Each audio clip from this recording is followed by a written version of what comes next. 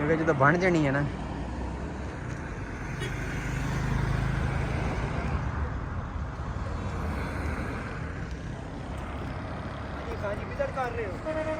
जी sir नहर की तामीर का काम हो रहा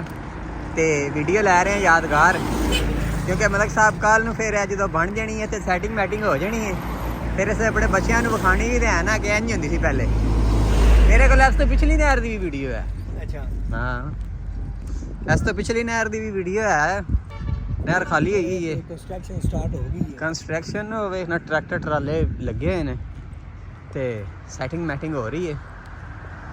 यह बाउंड्रियाँ शाउंड्रियाँ साइडों से लानियाँ शुरू कर दी ने इधरों नहर चौड़ी हो सड़क चौड़ी हो जानी है यह रोड डबल हो जाना है परली साइड से भी रोड बन जाना है तो कम